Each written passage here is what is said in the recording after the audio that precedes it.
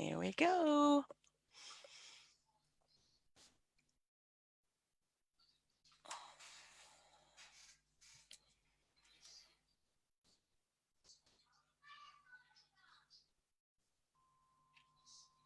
All right. Welcome everybody to our live interview this morning, learning to take control of your health. Really important topic. This morning I've got beautiful Brenda Rogers with us. She's a business owner, a clinical naturopath, certified life coach, clinical aromatherapist, yoga and meditation teacher, and a spiritual coach, and she works with women as well. So I'm going to let her tell you more about herself. So welcome, Brenda. Thanks, Sandra. Are you just giving me my sort of CV there? Yes, I've kind of gone, oh yeah, that's her. That's great. Just I say love women's health coach. That's enough. Okay, that's all right.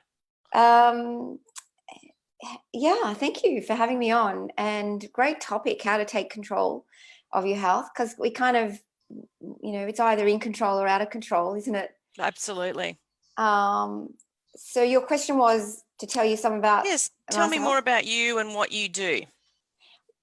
Well, I'm a resident of the hills. I'm a mum and stepmom and with an American husband. So I am a naturopath, primarily have been for 30 years and built these other qualifications on top of that. So women's health coach is what I do. It's working with women. I love that, the whole empowering of women. That's a big part of who I am. And then health is my life. Health is our bodies. And then coaching, because it's not just knowing what to do, it's how to do it and change, gentle, slow change or quick change, so Absolutely. that we can produce the results that we really want. Yeah, absolutely. So you said you started 30 years ago in the industry of health and naturopath. How did you come to do that? Well, I was only 5 years old at the time. Oh, wow. No, that's a lie. And listen to me, I go, oh, wow. Yeah, you believe me, that didn't land right. That's because you look after yourself. You look so good. I'm in my mid-50s now. Yeah. I had an eating disorder in my Right. teens. I, to be honest, that's probably where it all began, and was looking for answers, became fascinated with diets and nutrition. Sorry, I got hair in my, because of that, but then went and got interested in healing myself as well. So joined the sort of personal development movement and did a lot of work on mindset and personal development and all that stuff over all that time, and that led me into becoming a naturopath and then other things along the way. So it all started in my teens, and I imagine that somewhere in my ancestry there might be a herbalist or a Yes. healer or a white witch or something like that. It feels like it's come through, Sure, it feels genetic. It's interesting when you ask people their stories and how they came about to do what they did, that it always relates back to something that's happened in their life that's kind of sets them on that path, which is, it's nice to know that it's really coming from within, and that's what drives you from your own experiences. Well, on that note, Sandra, I think a lot of women have an uncomfortable relationship with food. And I believe, and this is not, we don't have time for this. I believe it goes deeper than just wanting to lose weight and, wanting to be healthy, into perhaps cultural problems or cultural issues around the woman. But I found that for me, my healing has come from a dysfunctional relationship to food, gradually into a healed relationship to food. It wasn't the enemy anymore. And then now this passion for food, for growing my own veggies, for finding artisan food producers, for cooking homemade delicacies. And that really, it connects me to the earth. It connects me to sustenance and nourishment. And it's I love it. That's amazing. That's really amazing. So what would you say would be your 3 main health benefits of what you actually do when you're working with people? Well, I work with people who are in pain. Mhm. So a lot of people in pain, some physical, some emotional. So it might be an autoimmune disease, it might be joint pain, arthritis, it might be headaches, migraines. And so pain in its various forms is very debilitating. Yes. And you can only take so many painkillers when, you start to go, I should be doing something else probably. This is not, there's something else going on. Sure. I work a lot with exhaustion. So women who do too much, women who can't say no, women who are addicted to being busy, women who can't sleep, and the classic adrenal fatigue, what we call adrenal fatigue or burnout, or Mm-hmm. eventually there's the petrol tank is dry, right? Yep. And that's a big part of what I do. And the effects of that can affect your digestion, that can affect your immunity, and Absolutely. it can affect your mood. So it's all interconnected.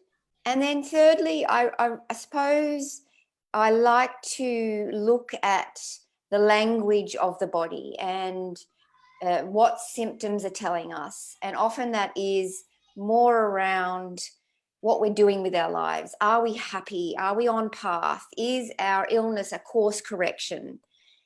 What is it telling us? And I become a bit of an interpreter for that to help the person find their way if they're open to that. Not everyone wants that in a Sure. naturopath or in a health Sure. coach, but we can go there if that's appropriate. Yeah, great. That's great. Yeah, A and lot. you're so right what you're saying there, that it runs a lot deeper than just that Mm. superficial kind of level of, um, what you want to achieve. Yeah, Yeah. yeah, Yeah. exactly. And I also work a lot being women focused. I have my sort of 45 and under Mhm. category. Then I have my 45 to 55 midlife menopausal ladies, Yep. and they are in the middle of, puberty in reverse, Mm. which is quite disruptive and difficult. Yeah. And we don't get any education in our culture around what that rite of passage and that transition out of the reproductive phase of our life, what that really does as estrogen withdraws out of our body. And so I do a lot of work around 45 to 55-year-olds. And then again, 55 and above is different again, really different.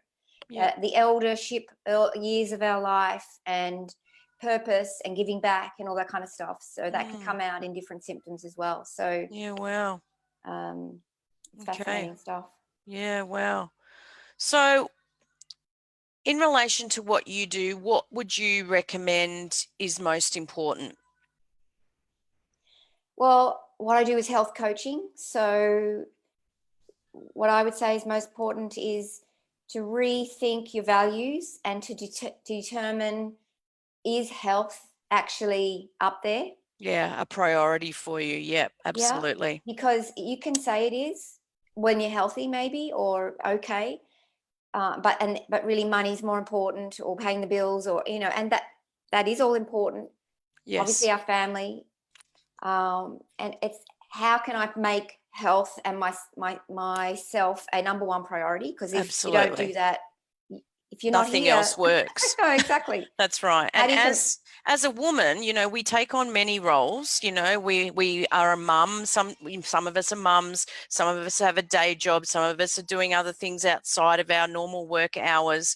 Um, Yeah, we have all these responsibilities and balls that we have to kind of juggle, yeah, that if you don't look after yourself, it's very easy for all those things to then just not work. So I think we have to get out of that mindset that it's selfish to look after ourselves, but we mm. actually need to do that in order to make everything else work. Yeah. I mean, we have this trouble with the word selfish. Mm, And who cares? Who gives a rat's if it's selfish? yeah, If it's work, I teach my clients the concept of integrity. Integrity is about workability. yep, It's like, what don't do, the key to life, do yep, what works and don't do what doesn't work. It's very Yes, simple. absolutely. And And what what works for works, me is different for what works for you. yeah. And that's okay because And we're all different. what works is to feed and fuel and nourish your body so that you have the energy to be able to do all those things. Yeah, absolutely. And you need to be Absolutely. oxygenated. You need to move your body, as you know, Sandra. Yeah, So that's right. that's very That's right. important. And I And think, yeah, sorry, I was just going to say, like, when you say, like, move your body and stuff like that, I think gone are the days where we need to be extreme about moving our body, like, go to the gym and do a massively hard workout and stuff like that. I mean, don't get me wrong, I used to do that.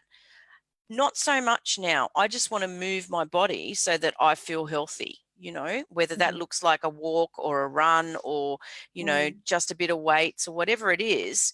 It doesn't have to be this intensity kind of thing. well, I think that's because, well, I certainly, in my case, when I was focused on weight in my teens and 20s, everything I did was to either, to lose weight. Yes. I did exercise. That was my That was context. your, That's yeah, my, it's like, I'm doing that this was to the lose weight. purpose. Yeah. Otherwise, like, I'm not here to enjoy it. Yeah, You know, absolutely. I'm not here to be a better mother or a better employee. I'm here to lose weight, right? Yeah. And so that leads you to certain things, and that's based on what we think works, which is burn calories and that kind of thing. And as we get older, we kind of get a bit wiser. Focusing on weight, you realize you could be fixated on it for your whole life. You got to let that go. Yeah. Health becomes a priority. And I've realized that actually the best weight loss strategy is mindfulness. And Absolutely. so the yoga and the meditation and the Tai Chi and anything involving the breath and mindfulness should be a part of a weight loss strategy if that is your thing, because that helps you make better choices. That helps you eat, Yeah. make better choices. Yeah. You can have more control over your behavior in that sense. Yeah. So Yeah, I agree, definitely. It's funny because as a younger person, I wouldn't even look at doing yoga or anything like that. I was like, I'm not getting a workout if I do that. Whereas exactly. now it's completely different. Like if I incorporate that into what I do, it's funny how things change and you just become, as you said, more wiser and a bit more knowledgeable, I guess. Thank goodness, Sandra. Thank And goodness, yeah, right? I know. That's right. Absolutely. So, what would be your key message in terms of just generally to people that are watching today, for them to start taking control of their health? Well, step one is sort of rethinking your values, checking Yep. in with yourself. Do you value health? And step two would be loving yourself and loving your body. And that's not something you can just tell yourself. No. You actually have to work at that. So what are you going to do? What's your strategy for learning to love yourself? And some people do mirror work, and I've certainly found yoga and meditation has taken me away from self-hate and hating my body into slowly, certainly dieting and everything that gets into that sort of fuels the hate. And so it's letting go of those things, and then bringing this cherishing of who we are as women and cherishing our curves and starting to understand that the feminine principles aren't weak. Feminine principles are different to masculine, but they're equally powerful, and starting to value the feminine, and then that helps us.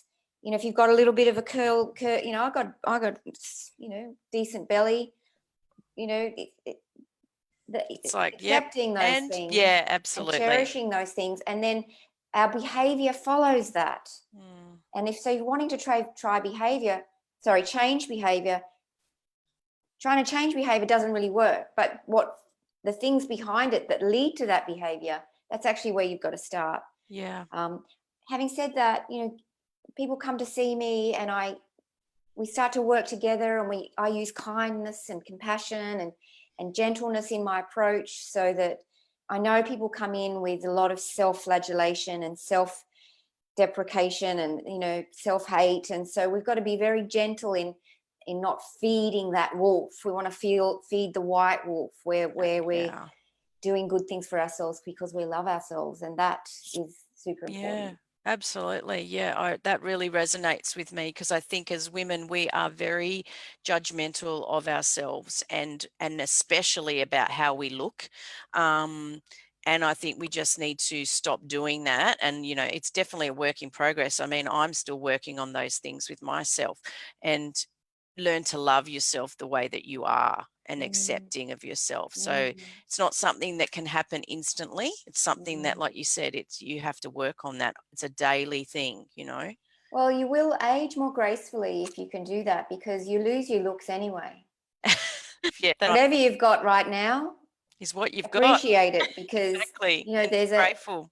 And to be able to age graciously, that's one of my goals. Yeah. Be able to let go of vanity and let go of worrying what people think. Yeah. And go inward and start to, what can I give back to others? How can I serve the planet? I was just going to say, come from that place of service. Definitely. Awesome. So if someone was interested in learning more about how to take control and looking at foods and what they do, I know you've got an event coming up on Wednesday night. Can you tell us a little bit more about that? Yeah, so I've been a nutritionist for 30 years. I'm passionate about nutrition. I've done lots and lots of training, and then discovered the Western A. Price Foundation, which is basically ancestral diets and wise traditions in food. And it's evidence-based in that it's research that shows why the Aboriginals ate the way they ate, and why the Maoris ate the way they ate, and the Eskimos and the Swiss, and Heidi up in the mountains drinking her milk, that kind of thing, where all that's come from. And I found it to have a ring of truth for me. I found many of those diets that come and go. Even though I got trained in those, the Candida diet and the this diet and the that diet, they die, and then there'd be the blood type diet, and there's something else would come along, and I'm thinking, what are we doing? And so this stuff has really caught my attention, and I've become a chapter leader for the Western A. Price Foundation here in Sydney Northwest, and decided that the area could do with some extra education around quality nutritional advice. People in Bondi might know it, and Roselle, where there's some of these, these hubs of healthy people. But the hills, we need a little bit more support out here for that. And so I'm doing 4 events a year. The one, as you said, is coming up on Wednesday, February 12th. So if you're listening to this after, then the next one will be May. And we have a guru in this area. He's actually a holistic dentist. So there's actually so much you don't know about teeth and kids' teeth, and how to regenerate teeth, and how it's related to nutrition and so on. Yeah. But he's been a health educator for a long time. He's a fellow with the Australasian College of Environmental and Nutritional Medicine, and is kindly coming to the hills to speak to our audience about the Wise Traditions diet. So it's $39. It's a no-brainer. Come along, learn a bit more. I'm going to be giving some resources for people, how they can follow up and learn more. And if people need specific targeted advice, then they can come and see me in clinic. I work with that nutrition as a base, but that event on Wednesday night where is it? It's the Pioneer Theatre at Castle Hill. Can you see my little background? We can't hear you, but we can see you, darling. Oh, say hello. I just saw her stop there. How funny. What's your name? This is Jordan. Say hi. Hi, Jordan. What do people want to know about that event that I haven't said, Sandra? No, I think you've pretty much covered everything. But what I'll do is I will put the actual link in the comments, and then people, if that interests them, they can go along and click and grab a ticket. I will be there. I can't wait. I'm really looking forward to it. I think it's going to be some really valuable information and to start implementing into our lifestyle. And I just like to learn lots and lots about these different things and how we can take control. So even I would say if people want to learn about children's health, especially development, if they're underdeveloped and need to develop more, weight is always a big thing. Diseases like autoimmune diseases, definitely. Heart disease, not so much. Growth and development in children, if children, growth is yes, slow in children, right? Exactly, 100%. Right. And everything health related. So yeah. Awesome. Excellent. Well, thank you so much for sharing your Saturday morning with us. And I'm sure that that information is very valuable to a lot of people watching this morning.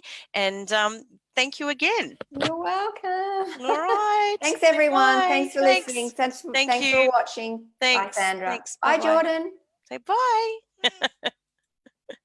bye.